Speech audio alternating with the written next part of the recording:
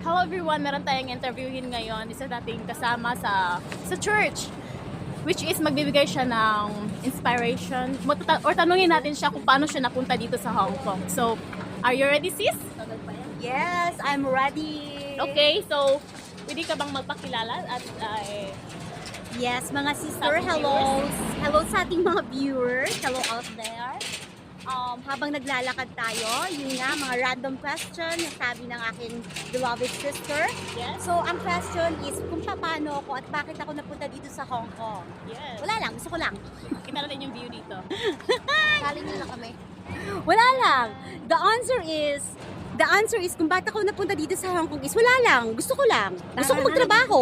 Okay, Hindi, so, gusto ko syempre magtrabaho for my children, for my future, kasi that's all. Kasi lahat naman tayo alam natin, maraming mga OFW o maraming Pilipinong nangingibang bansa kasi special sa mga single mom because I am a single mom. Tapos priority ko yung future ng mga anak ko.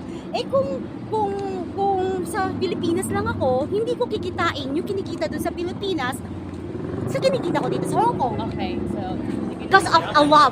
Because I love for a children. Yes, Love, for it's the a love. family. Yes, it's a mother's love. Okay po. So, ilang taon na po kayo dito sa Hong Kong? Ay, ano na, magpo 4 years na. Magpo 4 years na siya.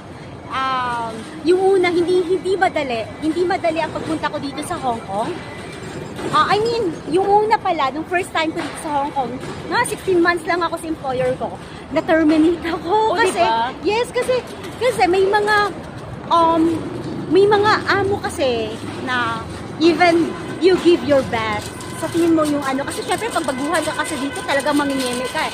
Unlike, pa. yes, unlike sa mga datihan na, sa mga matatagal na dito, kaya parang hindi na sila worried about sa mga amo nila. Pero ako bilang baguhan noong una, so, ang ganda dito, ipakita mo. So bilang baguhan, so parang nanginginig pa ako. So lahat ng gusto nila sinusunod ko. Dumating sa point na alam mo yun, ay nako, na-abuse ako, nabubugbog ako. Yung parang, kasi alaga ko matanda. Ulyanin na, parang bugnutin na. So naintindihan ko naman kasi work ko din sa Pilipinas yon. Okay. Ngayon, andun yung time na physically na talagang nasasaktan ako, tapos nababastos na ako kasi may pahawak na or may or nasisiko niya na ako habang Okay. binibisan ko sa siya. So, then toxic din kasi hinahanapan ka ng gusot ng mga anak niya, ganito ganyan. Hanapan ka ng gusot, ganito ganyan. So, yun, parang inalis din ako ni Lord doon. Okay. So, sa ilang